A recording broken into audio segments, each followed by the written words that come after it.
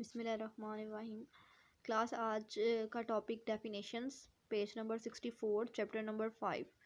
ये आपने ओपन कर लेना है। इसमें जो डेफिनेशंस हैं उसकी हम रीडिंग करेंगे। फर्स्ट डेफिनेशन है एसेट्स। एसेट्स का मतलब होता है कि वो इकोनॉमिक रिसोर्सेज हैं जो कि ऑन किए हैं बिजनेस ने।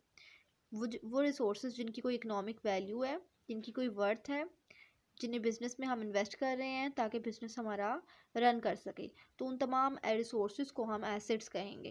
एसेट्स दो तरह के होते हैं, करंट एसेट्स और फिक्स्ड एसेट्स। करंट एसेट्स में cash, account receivable, stock, prepaid expenses आ सकते हैं।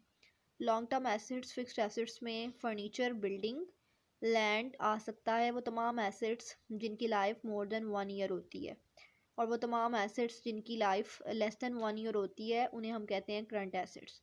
उसके बाद बैलेंस शीट की डेफिनेशन है। बैलेंस शीट इसलिए बनाते हैं हम ताकि फाइनेंशियल पोजीशन को हम समराइज कर सकें, जिसमें हम तमाम एसेट्स, लाइबिलिटीज़, ऑनर्स, इक्विटी एक पॉइंट ऑफ टाइम में हम समराइज कर लेते हैं। और इसे स्टेटमेंट ऑफ फाइनेंशियल पोजीशन इसलिए कहते हैं कि इससे हमें फाइनेंशियल पोजीशन को जज कर सकते हैं कि हमारी फाइनेंशियल पोजीशन कितनी है, कैसी। बैलेंस शीट का मतलब ये है कि आपके एसेट्स और लाइबिलिटीज़ और ऑनर्स, इक्विटी जो है वो दोनों बैलेंस हो जाने चाहिए। ये आपकी रिप्रेजेंटेबल है आपकी फाइनेंशियल पोजीशन की, आपके बिजनेस की। उसके बाद बिजनेस एंटिटी वो ऑर्गेनाइजेशन को कह सकते हैं। वो इकोनॉमिक यूनिट है जिसमें रिसोर्सेज को कंट्रोल करते हैं आप, बिजनेस एक्टिविटीज़ में इंगेज होते हैं, वो आपकी बिजनेस एंटिटी कहलाती है। फिर उसके बाद कैपिटल स्टॉक, ये वो यूनिट्स हैं जो ऑनरशिप जिनके ज़रिए हम ऑनरशिप लेते हैं किसी भी कंपनी की, उसे हम कहते हैं कैपिटल स्टॉक। और जो यूनिट शेयर्स के थ्रू हम इस कैपिटल स्टॉक में इन्वेस्टमेंट करते हैं। फिर नेक्स्ट है कॉरपोरेशन। कॉरपोरेशन ऐसी बिजनेस ऑर्गेनाइजेशन है जिसकी सेपरेट लीगल एंटिटी होती है और ऑनरशिप डिवाइड होती है ट्रांसफरेबल शेयर्स पे।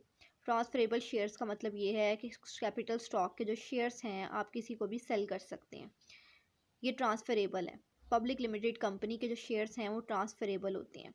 तो कॉरपोरेशन बिजनेस ऑर्गेनाइजेशन है जिसकी सेपरेट लीगल एंटिटी है और वो चार्टर्ड मतलब रजिस्टर्ड है, और ऑनरशिप उसकी डिवाइड है ट्रांसफरेबल शेयर्स पे।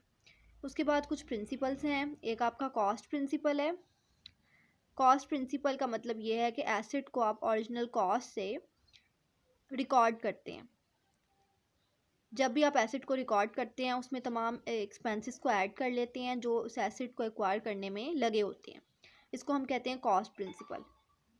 उसके बाद नेक्स्ट डेफिनेशन है क्रेडिटर की। क्रेडिटर वो लोग होते हैं जिन्हें हमने पे करना होता है, जिनके हम रिस्पॉन्सिबल होते हैं उनको हम पे करें। हमारी लाइबिलिटी के हमारे क्रेडिटर होते हैं। नेक्स्ट डेफिनेशन डिफ्लेशन की है। डिफ्लेशन का मतलब ये है कि जब प्राइस लेवल आपका डिक्रीज़ होता जाता है और परचेजिंग पावर जो है वो इंक्रीज़ हो जाती है। प्राइस के डिक्रीज़ होने की वजह से परचेजिंग पावर इंक्रीज़ हो जाती है, या परचेजिंग पावर की इंक्रीज़ होने की वजह से प्राइस जो है वो डिक्रीज़ हो जाती है। ये टू इफेक्ट्स जब होते हैं तो इसको हम कहते हैं डिफ्लेशन। उसके बाद डिस्क्लोजर। ये कॉन्सेप्ट्स आपने याद करने हैं, ये आपको ऑब्जेक्टिव में पूछे जा सकते हैं। डिस्क्लोजर का मतलब ये है कि आप फाइनेंशियल स्टेटमेंट्स में तमाम फैक्ट्स, तमाम इंफॉर्मेशन डिस्क्लोज़ कर दें, कुछ भी हिडन ना रखें। जो आप फाइनल अकाउंट्स बनाते हैं, इनकम स्टेटमेंट बनाते हैं, बैलेंस शीट बनाते हैं, उसमें तमाम आइटम्स, तमाम अकाउंट्स को आप शो करवाएं। उनकी ऑथेंटिसिटी, उनकी रियलिटी को आप शो करवाएं। उसके बाद नेक्स्ट टर्म एक्सपेंसेस की है। एक्सपेंसेस का मतलब वो तमाम रिडक्शन कैश में जो रिसोर्सेज जनरेट, जो इनकम और रेवेन्यू जनरेट करने के लिए की जाती है, उसे हम एक्सपेंसेस कहते हैं। वो तमाम कॉस्ट जो हम रेवेन्यू जनरेट करने के लिए करते हैं उन्हें हम एक्सपेंसेस कहते हैं। फाइनेंशियल स्टेटमेंट्स, तमाम इंफॉर्मेशन जो हम डिक्लेयर करते हैं मॉनेटरी टर्म्स में। Different types of financial statements बनाते हैं, बैलेंस शीट बनाते हैं, इनकम स्टेटमेंट बनाते हैं।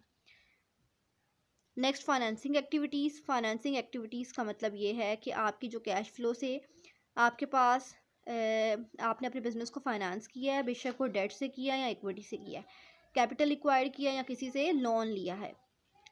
गोइंग कॉन्सर्न अजम्पशन का मतलब ये है कि आपका बिज़नेस चलता रहेगा, नो एंड, इसका एंड नहीं होगा जब तक कि लीगली इसको वाइंड अप ना कर दिया जाए या कोई सम स्पेशल रीज़न ना हो।